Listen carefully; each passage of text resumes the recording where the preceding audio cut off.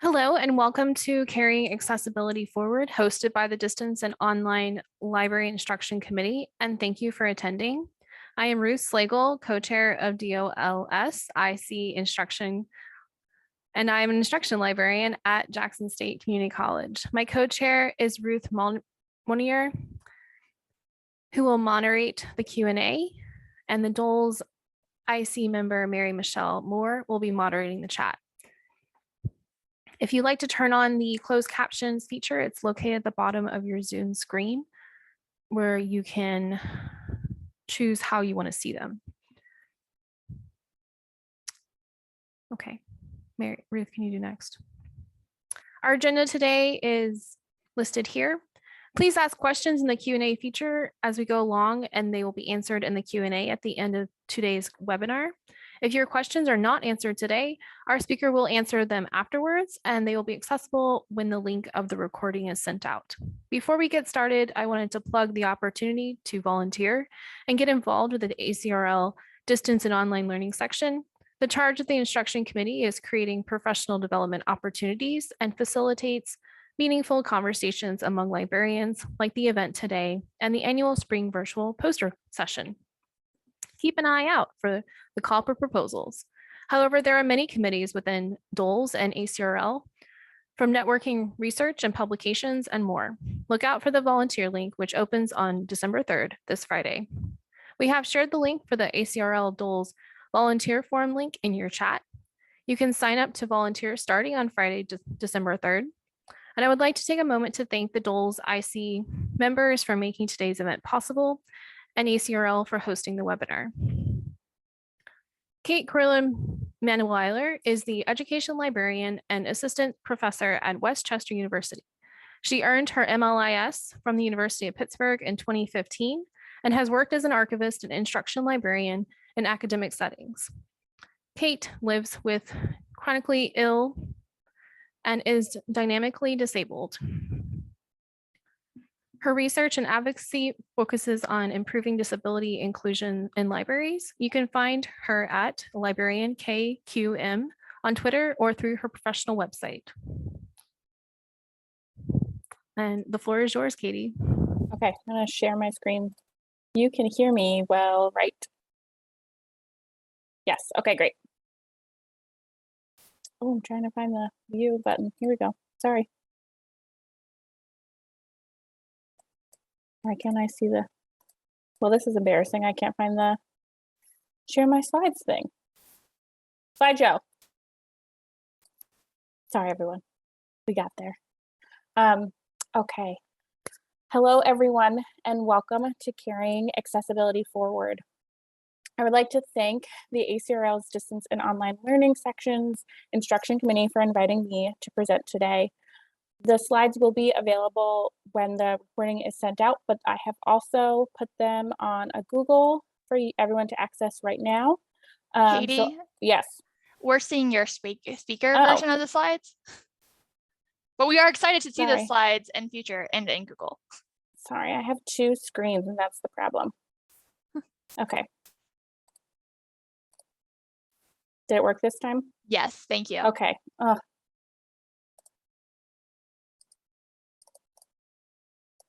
I'm putting the link in the chat now. Sorry, everyone. Okay, so as Ruth so kindly introduced me, my name is Katie Quirin Manwiller. My pronouns are she, her, hers, and I'm the education librarian at Westchester University. I also live with Ehlers-Danlos syndrome, as well as a number of other chronic illnesses, and identify as dynamically disabled. Please feel free to contact me at my email address, kmanwiller@wcupa.edu, or on Twitter at LibrarianKQM. My slides will be sent out with this recording, like I mentioned, and the link is in the chat.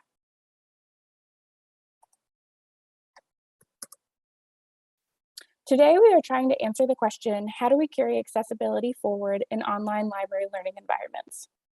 Over the last 2 years, academic libraries have seen a significant change in services due to the shift to remote learning at the start of the COVID-19 pandemic. This particularly impacted library instruction, including Zoom information literacy sessions and research appointments, increased use and online help chats, and expanding digital resources like tutorials. Even though most higher education institutions have returned to pre-pandemic learning settings for this academic year, academic libraries should not rush to move all services back in person. As described in both the Chronicle of Higher Education and the New York Times, remote learning during COVID proved to be more accessible for many college students with disabilities because it removed physical barriers without requiring students to request accommodations. Returning entirely to in-person learning leaves these students behind and ignores a fundamental way we can make higher education more inclusive. However, being virtual in format does not mean learning environments are universally accessible. Throughout higher education, the rush to remote learning often came at the expense of accessibility, with online course content and video learning platforms being difficult for students to navigate. Now that we're no longer in the midst of an abrupt change in learning environment, we can focus on ensuring our current and future online classes are accessible. To assist you in that process, there are two primary goals for this webinar. The first is to be able to understand accessible learning in a higher education context, particularly in terms of how accessible our current system of disability inclusion is. And second is to be able to incorporate universal design for learning into online instruction and learning objects. We'll focus on more than just synchronous information literacy sessions because much of online learning happens asynchronously, whether through recorded sessions or learning objects like LibGuides. I'll note that I will not be talking at length about basic compliance to the Americans with Disabilities Act, because that is the bare minimum for higher education institutions and something I will assume your library is already meeting.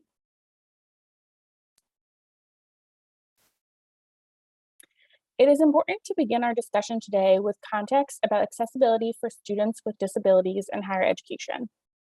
According to the National Center for Education Statistics, roughly 20% of undergraduates live with disabilities, and about 12% of graduate students do.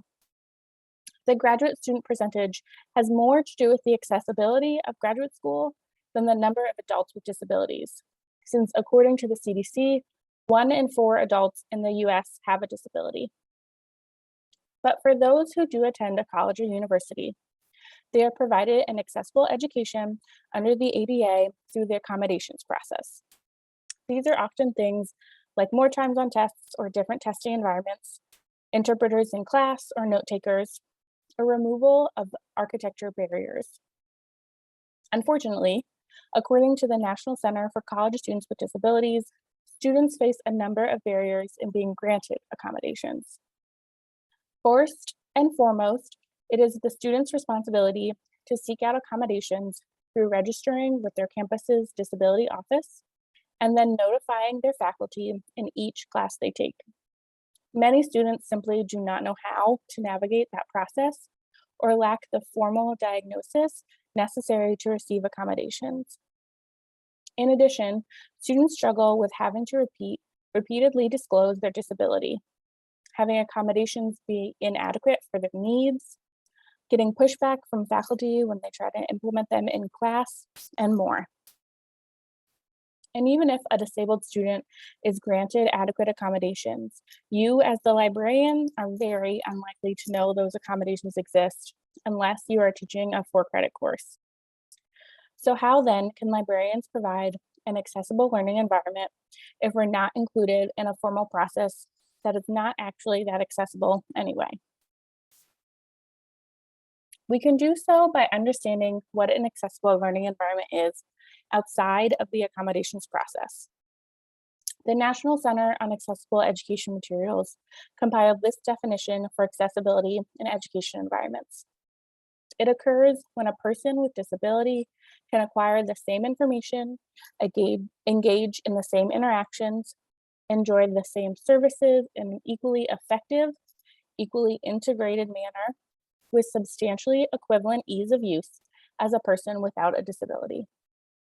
This means that we need to ensure our lessons and learning objects can be equally accessed and utilized by students, regardless of whether they have a disability, in order to carry accessibility forward in our online learning environments.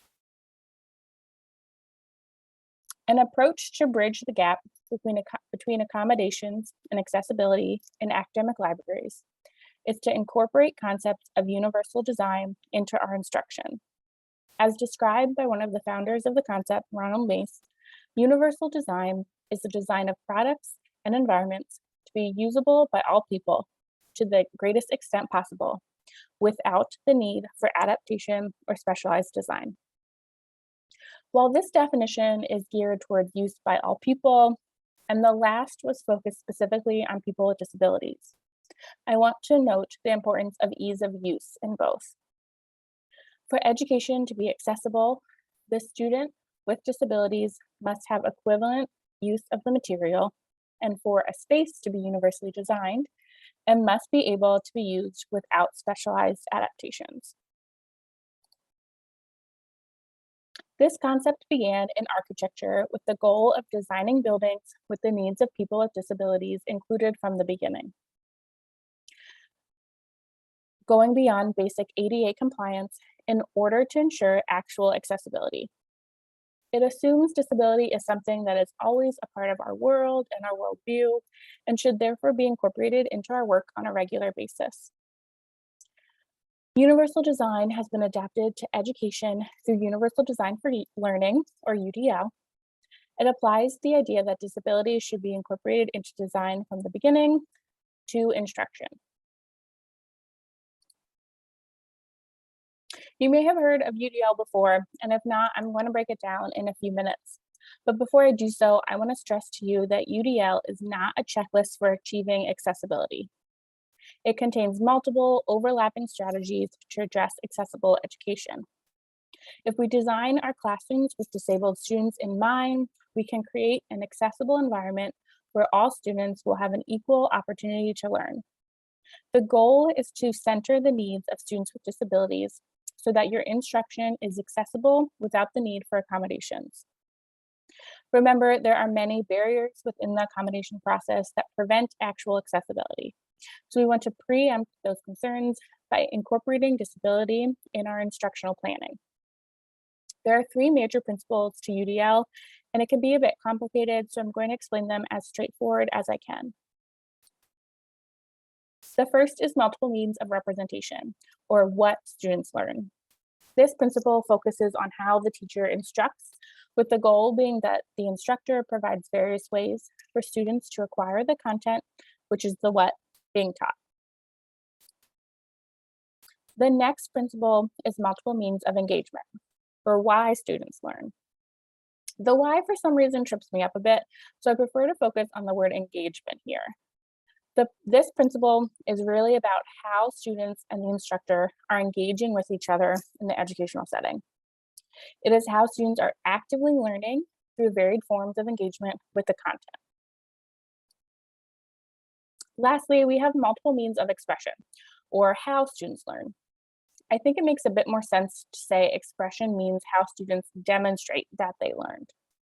This can be through in-class activities, formative or summative assessments, but the point is for there to be multiple options for students to design and deliver that expression. This is the UDL graphic organizer of the principles created by the organization CAST that you come across a lot when using or researching UDL. It breaks the principles into guidelines for carrying out each principle, and quite honestly, I find it very overwhelming.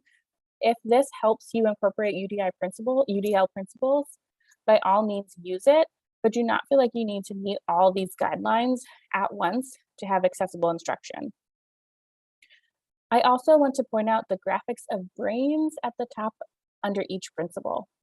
CAST incorporates the theory of multiple intelligences into representation of UDL. This theory basically says that there are different types of intelligences for different areas of the brain, hence the highlighted brain graphics. However, it is not necessarily grounded in scientific evidence.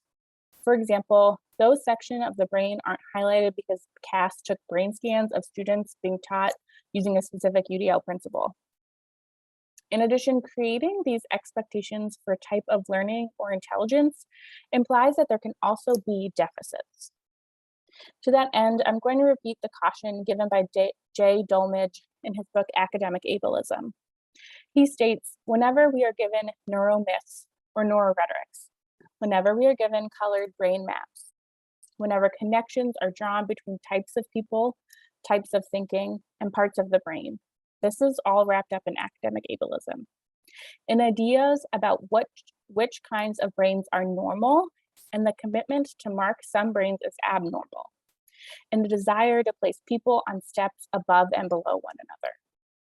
While this tool may indeed help you actualize UDL in your instruction, I urge you to be critical about how you're interpreting the content around UDL.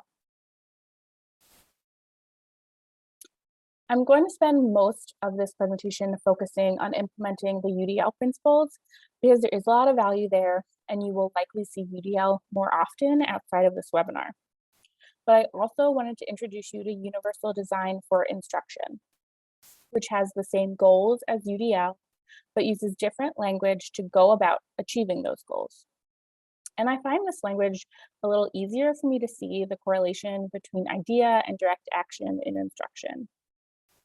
There are 7 principles of UDI: equitable use, flexibility in use, simple and intuitive, perceptible information, tolerance for error, low physical effort, size and space for approach and use, a community of learners, and instructional climate. These generally overlap with UDL principles, and I'll mention them as I break down incorporating UDL into your online library learning environment. So what does UDL look like in practice for instruction librarians? I'll give you concrete examples for both synchronous and asynchronous online instruction and learning objects like tutorials and LibGuides. Most of what I will be discussing falls under multiple means of representation, or UDI principles like equitable use, flexibility in use, and simple and intuitive. I will also touch on engagement and expression, but I find representation is much more of an issue for online library instruction and resources.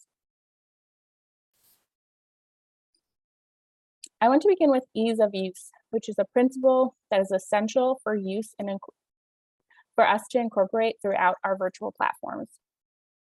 Ease of use is exactly what it sounds like. Our instructional settings are designed so they are easy to navigate and understandable for all students, regardless of disability or knowledge. The first step to this is to eliminate library-specific language in learning objects and instruction. This is the bit that I think we as a profession tend to struggle with most. It is hard to remove our skilled knowledge from the work we do as instruction librarians. For example, when I first started working as an instruction librarian, it took me a few semesters to stop assuming students knew what I meant when I said call number. So in the online environment, whether a learning object or your website in general, that means making our language as simple as possible, like changing your tutorials page to be called a how-to page. You can actively incorporate this into your synchronous instruction as well. Are you using the word database, assuming students know what that means? What about the word scholarly or peer-reviewed? This is specialized terminology that can make our content inaccessible. The second piece of ease of use is having consistent design and layout. Often in UDL, this is talked about in terms of courses and learning management systems, but for us, this could mean, are all of your LibGuides in the same layout? Do they correlate with the rest of your website? Will students know how to navigate them? Or are there 3 rows of tabs at the top that are too overwhelming to read? It is also important to be consistent with the style of headings by making them actual headings in HTML or the Word doc you are sharing, so a screen reader can tell that it is a heading. We'll talk about screen readability a few times today, so to clarify, screen readers are programs used by people with low vision or who are blind, as well as people with dyslexia and other disabilities, to read aloud the content of the screen to the user. If you're unsure how to judge the ease of use of your language or design, I highly recommend doing a focus group with students.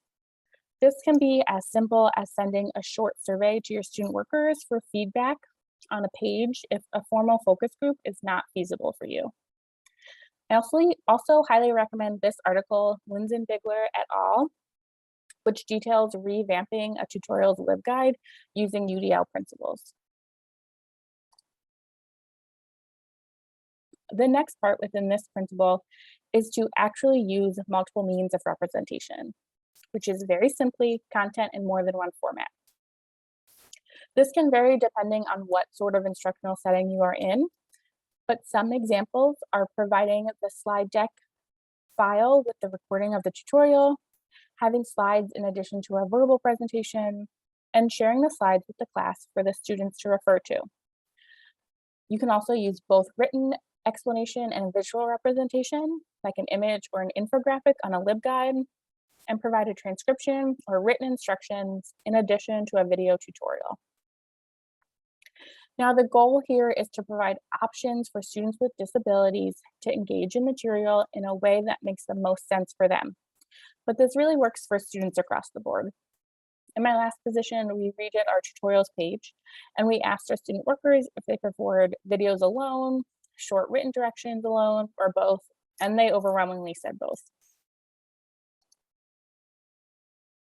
However, when you are providing multiple means of representation, you need to ensure those means individually are accessible. In general, when sharing files, the original file format is usually the best bet, particularly in terms of screen readability. Often, some of the nuance of the file gets lost when you reformat it into a PDF, for example. Next, like I said earlier, use the actual heading functions in documents for organizing content. Also use sans serif fonts, which are fonts that do not have extended features at the end of the letters, which are called tails or feet, but this means thinking Arial instead of Times New Roman. One of the easiest ways to ensure your files are accessible is to use Office 365 because it has a built-in accessibility checker for Word, PowerPoint, and Excel. Adobe has an accessibility checker now too, but I'm going to focus on Office because presumably most, if not all of you, have access to Office, but might not Adobe. Now, there are three main things the accessibility checker is looking for: image alt text or alternative text, headings and text order, and color contrast. Alternative text describes images so that a screen reader can explain them. They are usually 1 or 2 sentences, simple and straightforward. The webpage I link here is a great tool for practicing writing alt text. Color contrast is essential to ensure everyone can read and distinguish the text on screen. I've also included a link to Microsoft's page on the accessibility checker here, and I'll walk you through how that looks next. This is a screenshot of how to find the accessibility checker in Office. This image is specifically of PowerPoint, but it is in the same place in Word and Excel. To access it, click on the Review tab in the main toolbar, then click on Check Accessibility. A drop-down menu will appear that gives you the option to check accessibility, go to Alt Text, go to the Reading Order pane, and go to an Ease of Access section. I'll note here that Reading Order is another tool used to enhance screen readability. You identify in what order the content on the screen should be read. This goes back to headings in docs, but for PowerPoint slides, it is ensuring there's a title for the slide and correct order for the content on the slide to be read. In addition, it's making sure slide titles aren't repeated so they can be individually identified. I recommend selecting Check Accessibility here because it'll bring up any errors in any of the main features: alt text, color contrast, and text readability. If you select Check Accessibility, an accessibility panel will appear on the right-hand side and list out the potential accessibility error. This example is just demonstrating a concern about reading order, but issues with alt text and color contrast appear under warnings too. To correct the issue, click on the slide or item it's indicating, and then select Verify Object Order, Add Alt Text, etc. You can see the reading order panel on the far right of this screenshot. And then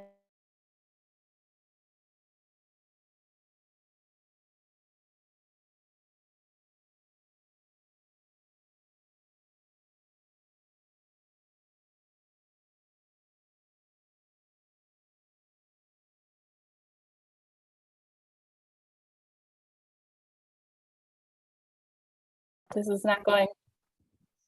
Okay. Hopefully that doesn't happen again.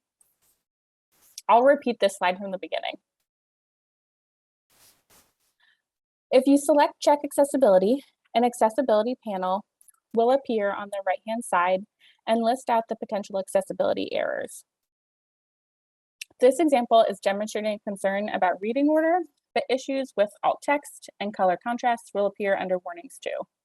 To correct the issue, click on the slide or item it is indicating and select Verify Object Order. You can see the reading order panel on the far right of the screenshot. Then you organize each item, for this example, headings, bullet points, page numbers, in the correct order to be read. You can go through all the warnings once your document or slide deck is complete, correct them, and feel free to run the accessibility checker again to double check before you share content or use it in class. In addition, if you try to save the Office file in a different format, like a PDF, but haven't corrected accessibility issues, Office will give you a warning to do so before saving to a new file format. I also want to demonstrate how to do alt text in Office. You do not need to go through the accessibility checker to add alt text to images or graphics. You can simply right-click on an image, select Edit Alt Text, and then the alt text panel will appear to the right of the slide or document. Office gives a brief explanation of how to do alt text, and you can also have it generate a description for you, but you want to double check that. There's also an option to mark as decorative if the graphic or image is not part of the essential information being shared. You can refer back to the link I mentioned previously to practice creating alt text if you're unsure if you're doing it correctly. In addition to creating accessible files, you want to ensure your web pages and LibGuides are accessible for successful online learning. I will reiterate the importance of ease of use here, as students often get stuck on our homepage and don't make it meant to many of the learning objects we've created or shared. LibGuides does have some decent accessibility features built in. You can utilize the heading text format to ensure the content on the page can be read in the correct order. Also, when you add an image or graphic, the image property box that pops up with dimensions also has a line to add alt text. Here's what that looks like. LibGuides does not have an option to generate alt text, but it makes it pretty easy for you to add it because you have to go through this box to add or edit images to your guides.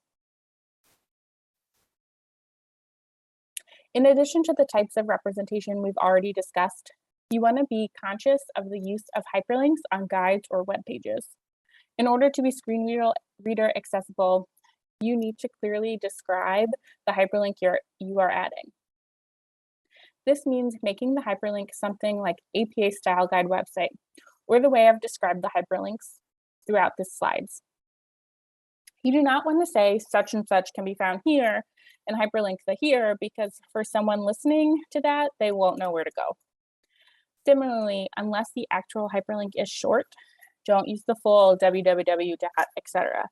because that becomes very cumbersome for screen readers too. And since hyperlinks are standardized with underline, don't use underline to emphasize other text. To replicate the accessibility checker available in Office, you can use the Wave Accessibility Evaluation tool, which has plugins to check web pages for color contrast and other web content accessibility guideline errors. The ADA does not cover accessibilities in web pages, so WCAG, created by the World Wide Web Consortium, exists to create some standards for accessibility. In addition, I've included a link to tips from SpringShare on ensuring your guides are accessible. The final element of multiple means of representation that I'll discuss today is captioning, which is essential if you're providing video content.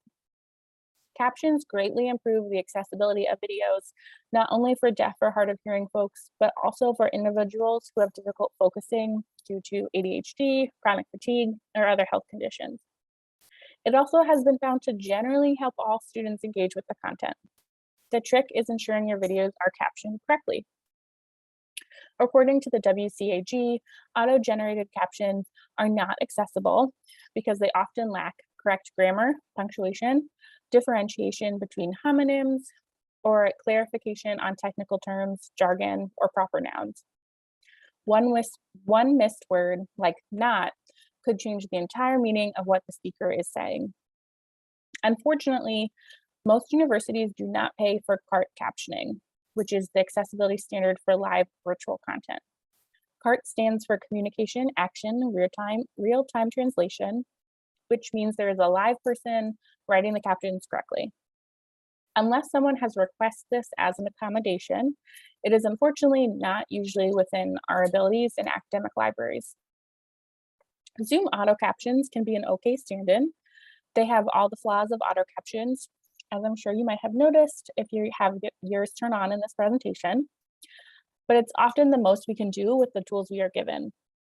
To that end, I recommend using those captioning features in synchronous and online instruction.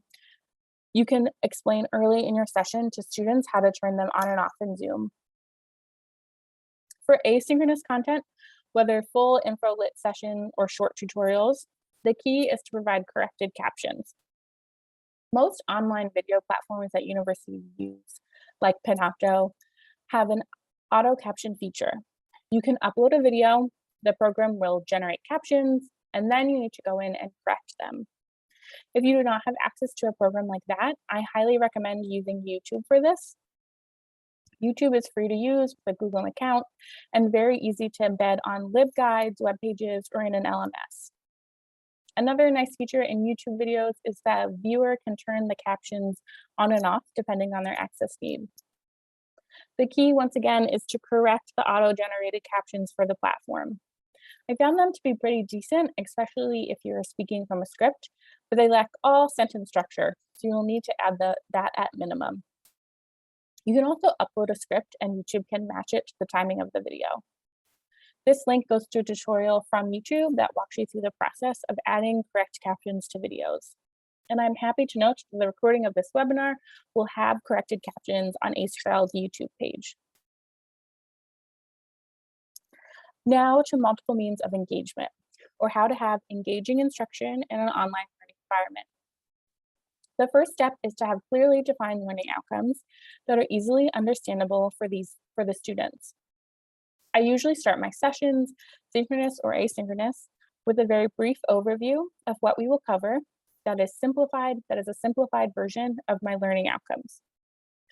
To get a bit to why students learn, it's helpful to explain the importance and context of information literacy concepts. When students can understand how they will use the information beyond just that one research paper, they will hopefully engage more deeply with the content. Throughout the lesson, employ active learning techniques to involve the students in the content. For synchronous sessions, you can have them answer questions through a variety of formats to give them multiple means of engagement. They can respond via chat, unmuting themselves, emojis, nods, or you could use polls within Zoom or other web tools like Padlet. This is a pretty simple, but it gives students the flexibility to engage with the lesson in a format that fits their accessibility needs. They may be lying in bed and not comfortable with the camera on, but can type in chat, or they have a hard time expressing themselves while in class, so they use emojis to denote understanding. For asynchronous lessons, you can build in questions throughout the content. This depends on the program or platform you have access to, but many have the options to drop a question in the middle of the video, pausing it until a student responds. This allows them to engage with the content at their own pace. If you don't have something like Panopto, you can do this in LibWizard if you have it through SpringShare. This may mean breaking your lesson into a number of shorter videos, but it still allows engagement through the lesson. And overall, remember the UDI principle of tolerance for error. This allows students to make guesses and talk them through the concerns. If you're using a program that can embed questions, allow students to try again if they get it wrong. This makes room for individual learning pace and their prerequisite skill levels. Lastly, I recommend using authentic assessment when possible. Ferguson's 2008 book on authentic assessment in info-lit instruction is a great place to start if you haven't used it before. Basically, it means assessing the students on the learning outcomes by having them use the skills they've learned. Something I often do is have students walk through the research process step by step using an online worksheet, which is a Qualtrics or LibWizard survey. We do this during class times. There's room for active feedback. I can address their questions or concerns as they're happening. I also tell students they can leave their email address at the end of the survey if they'd like feedback, and I follow up in a few days with recommendations for their research topic. This extends that cycle of feedback beyond the one shot to keep them engaged in the content of your lesson. The last principle to touch on today is multiple means of expression. This is the hardest to fit within information literacy instruction or online learning objects for academic librarians. It is usually applied to summative assessment in a semester-long course, allowing students to complete the assignment description through any form they like a research paper, presentation, poster, etc. We can try to adapt this on a smaller scale to one-shot library sessions through short assessments or involvement in an LMS course page. For example, if you have an asynchronous session posted to an LMS, students could be asked to comment on it with their typical research process or how they understand the research process in a form that fits them. Maybe a 1-minute paper style post, a concept map, a short video clip, etc. This allows multiple means of expression when we don't necessarily have many avenues for expression in our work. I know I went over a lot and had some technical errors. So to summarize your key takeaways, inclusive instruction occurs when we plan for students with disabilities because the accommodation system in place does not necessarily ensure an accessible learning environment. You can focus on disability inclusion by incorporating universal design into your online library learning environments. Remember, UDL or UDI are not checklists where you need to meet every principle every time. They're tools for you to incorporate throughout your instruction where it fits best in order to ensure it's accessible and inclusive. A good place to start is ease of use and multimedia accessibility. Those are likely what students will encounter in an online library environment the most often, and something you might have more control over. And if you're unsure what to do or how to improve the accessibility of your library instruction, I urge you to remember the phrase, "nothing about us without us." A rallying cry of the disability rights movement of the 1990s, "Nothing about us without us" reminds those in power that people with disabilities know what is best for them and should be at the forefront of discussions about accessibility. So when you aren't sure how to address accessibility concerns or what concerns might even exist, reach out to actual disabled people, like students and faculty on your campus, or those of us working on disability in LIS. Thank you for your time and patience with my few errors today. It has been my pleasure helping you carry accessibility forward in your online library environments. A reminder, you can contact me via email or Twitter. This session will be available on ACRL's YouTube channel. And like I said, you can have my slides via Google or they'll be emailed out. My last few slides include my references and a few recommended readings as places to start if you're interested in learning more about disability in higher ed or universal design in library instruction. But now I'd like to open the floor to questions. Thank you, Katie. We do have some questions in the Q&A feature. If you have more, please put them in there. We're going to get to as many as we can. Any ones that we don't get, Katie will answer after the fact and we'll send out with the recording. Our first question is, any thoughts on using a script for YouTube videos and then using that script for captions versus doing the auto-generate feature? Yeah, so that works really well, especially if you stick to your script.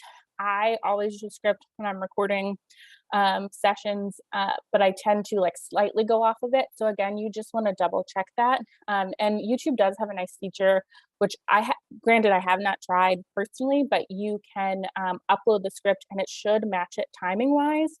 And that might be slightly easier because it will already have the sentence structure and the correct spelling of proper nouns and things like that that auto-generate captions on YouTube does not know how to do. Thank you. Our next question, continuing the theme of captions, do you know of any resources for best practices for captioning, like when there's multiple speakers, background music, etc.? So, sorry, the chat thing came up. A good place to start is probably with the WCAG. They do have a whole page on captioning and subtitles, which I can find quick and put in the chat. They talk about auto captions, but they have a whole thing on like what counts for subtitles and things like that. Hold on one second and I'll put it in the chat. But that's a good place to start. It also depends to some extent like what sort of I'm not just sending this to Ruth. Hold on. What sort of program you have available. I have looked into some free ones online that will allow you to do more than one line, where you can do like someone talking and then the like music denotes in the background potentially. But if you're unsure of that, another way to handle that is to provide a transcript. So a document that does have that information in it. So that would denote when the speaker changes, the time of that, etc. So that might be a way to make it a little easier, especially if you don't have as many editing tools, because a lot of editing captions outside of like the basics in YouTube are through programs that cost money. So it might not be necessarily within your grasp. So I would say start with at minimum having some sort of like like a document with the full transcript in it. Great point. Our next one, how do we handle copyright issues with online contents for accessibility? What sort of copyright question? Like, can you be a little more specific? If the individual who could put that in elaborate in the chat, we will come back to that one. If so, hopefully they're still here and they can elaborate. So we'll move on to the next one so you have some content about what sort of copyright they're asking about. I am going to move to the next one. Can you talk a bit about how accessibility, UDL, UDI intersects with the experiences of BIPOC? How can we also take into consideration those experiences when focusing on accessibility at all? Happy to. I'm going to get a little bit on my soapbox. So ableism is a key pillar of white supremacy, as is racial injustice, right? We cannot get rid of ableism in our society without dismantling white supremacy, which in turn dismantles systemic racism. So they are intricately interconnected. You cannot talk about ableism and accessibility in our country without also talking about the systemic injustice that happens to BIPOC people, not just because of that whole system of white supremacy, but also because our healthcare system is a hot mess and is worse for people of color. And because of how much we rely on our healthcare system and it's the ways it's not great, to have accessibility, we have to have a healthcare system that is inclusive. And again, that goes right back to supporting BIPOC and trying to fight in systemic racism. So those two things to me are very interconnected. I do not think you can talk about ableism without also talking about racial systemic injustice. Did that answer your question? I think it answered the question. I'm not seeing farther elaborations. If it didn't, if you are that individual, please feel free to add it in the chat. We're happy to make sure it's getting fully answered to what you are looking for. The next question is, you mentioned universal design as a framework to consider when creating accessible design. I'm curious what your thoughts are for different design frameworks. For example, the equity design versus inclusive design versus universal design. So I mean, when you go to universal design, outside of like universal design for learning and instruction, it's more focused right on architecture. So I think it depends a little bit more on the context. And quite honestly, I'm not well versed in those other frames of design. So I would need to research it a bit more to give you a better answer, I think. But Maggie says medical racism is part of that, and she is very much right to my previous thing. Very true. And I feel like you touched upon this, but I just want to make sure they feel like they have the full answer. What is the difference? Is there a difference between UDL and UDI? Can we use them interchangeably? Just a little clarification. So they are two different systems. I focus mostly on UDL because it's what I've seen the most. There is in my recommended readings, the article that I link for information literacy is actually based on UDI, Universal Design for Instruction. They are two different frameworks, and that's why I went discuss both. UDL is a little, in my mind, a little more conceptual with the three principles. It's looking at it kind of a little bit more of a higher level, and I feel like UDI is a little bit more specific in terms of like more actionable content. And some of those principles are like, one of it has to do with, I can't remember the exact phrasing, but it's like physically being accessible, like not having a lot of physical effort in it. So some of it is, UDI is more specific to like an in-person environment and things like that. I think like the goals of both are very similar, right? They're trying to incorporate universal design into a learning environment, but they aren't necessarily interchangeable in terms of like terminology and their guidelines. Thank you for that clarification. I think that was helpful. That was helpful for me, so I assume it's helpful for others, which might be a false assumption. All right, I think we got a little clarification on the copyright question. Okay. So if it's still not enough, please use the chat and flush it out if this is you as an individual. So how do we handle copyright issues with online contents for accessibility? And I think they're talking about Creative Commons licensing. Oh, like, so do you mean like on a LibGuide page, you're trying to include like sharing that it is, what is the word you just said? Creative Commons license? Yeah. Are your accessibility concerns like, oh, I see what you mean. Like, so if it's someone else created the document and you're sharing something someone else created, if the original document is not necessarily accessible, is that what you mean?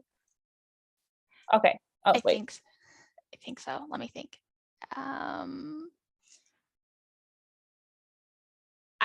Because this is recording and I'm not sure if this person wants to be identified by name or not, I'm not identifying them by name. That's fine. I'm also not a copyright expert, but yes, they've added into the chat. They said, yes, what you're talking about is right. Okay. And they're also concerned about fair use. Thank you for clarifying. Sorry that was so confusing for me. So like if it is like an image that you are reproducing, you can add your own alt text to that. I would try to just be as descriptive as possible when you're describing the content that you are sharing. And you can always link back to the original if you're not sure, if you're not sure about the accessibility of the item that you want to share. Instead, just doing it, linking back to the original is another option. And I'm not really sure if there's a lot of intersect between accessibility and fair use, what the concerns would be there. I am not a copyright expert. Oh, Kate put something, thank you, Kate, in the chat. That answers that better than I could. I'm going to read that out loud for the recording purposes. Thank you, Kate, in the chat. Copyright, accessibility, and fair use are tricky. There's nothing wrong with adding alt text. Documents are trickier. There is an ACRL.org white paper that examines providing access to text in the context of civil rights and copyrights. So thank you, Kate, for helping out. Thanks, Kate. Okay, I saw also in the chat, hold on. Oh, hi, Kalia. Wondering about our practices, how we can interconnect those ideas, accessibility and anti-racism, with what we do through instruction. So I think that kind of gets back to the idea of trying to incorporate, this going back to the question about BIPOC experiences and as well as disabled students experience. I think it goes back to focusing on not relying on the system to correct the imbalances, right? So like under the ADA, accommodations are supposed to create equitable learning environments for students in higher ed, also employees. That's not really how that works. And so we cannot, and we know that there is, of course, systemic racism in higher education environments as well, right? So I think for us, that means not relying on systems to support that or to address those concerns, because even though like they technically exist, right, they might not actually be doing so. So when we think about our work and in terms of instruction, I think it means leaving space to understand that with your students, having grace with them as much as you can, as well as like when you think about like critical and like librarianship and instruction, using examples that highlight potentially systemic injustices in your instruction. It's hard when in online instruction because it can be so limited in what you're given, how much time you have, even especially if it's just like a recording or you're able to just like be in an LMS page, like not really engage with students. But I think it's about focusing on ways in which our systems, even within libraries, right, are already doing that. And so like if you, it gets hard because you don't want to put, like if you want to see how your library is not, like the library space is not inclusive or accessible to students, you could reach out to your Office of Students with Disability to contact students. But again, you don't want to put the effort on the people experience the oppression, the students with disabilities, the BIPOC students, to tell you what's wrong, right? I think it's just being conscious of that our actions need to not just correct the general systemic oppression that we have in our society, but the ways that our institutions uphold those. Did that help?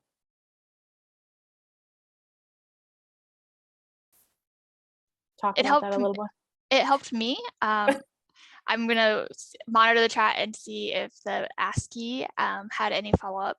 Yes, definitely helped them. She was also thinking in context, or they were thinking, apologies, they were thinking in context of how community cultures are articulated differently online. So that's a good point. Yeah, that is a good point, especially because the disability community is so much online, much more accessible space for people with disabilities. So there's a lot of discourse on like on social media, for example. And so being conscious of the online environment as a space that might be more accessible to students, as again for like BIPOC students who like don't necessarily need to turn on their screen, or like if they're feeling uncomfortable in an online class, disabled students can remove themselves to some extent while still engaging without having it have that personalization as of a student that might put them at risk. I think it's helpful in that setting. All right, I think we have time for one quick question, and I'm assuming this is going to be a quick one. The other questions we will capture and we will get those answered after the fact, just to be respectful of everyone's time. Is it more helpful to make a descriptive videos first, then edit them shorter for time-pressed students, resulting in 2 videos, or just make 1 video and add a descriptive transcript? So I'd say it depends on your setting. If you are recording an asynchronous information literacy session for a class that the faculty is going to require the students to watch, then you can make it longer. You can do things like, to help break it up, you can add in questions if your programming allows that. You can also talk to the faculty about saying, hey, and the way I usually phrase it is I can add in questions or have them do the survey at the end and then tell you who completed it so you know that it was done, to basically get them agreed and make it required.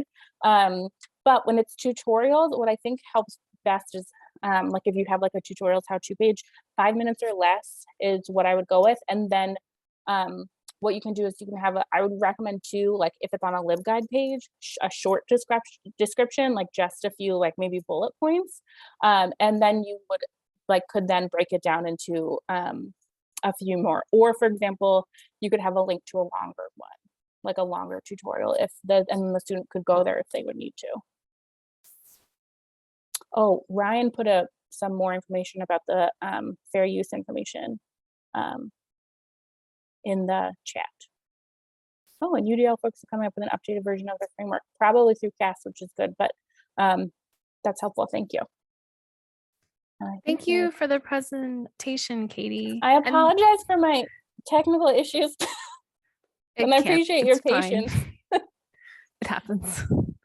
And thank you all who have attended. We hope you leave here with some practical ways to carry accessibility forward at your own institutions.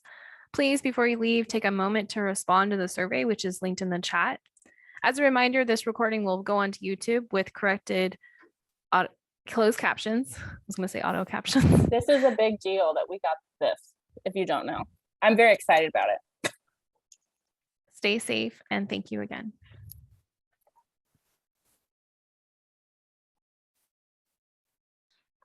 Katie, since you're still here,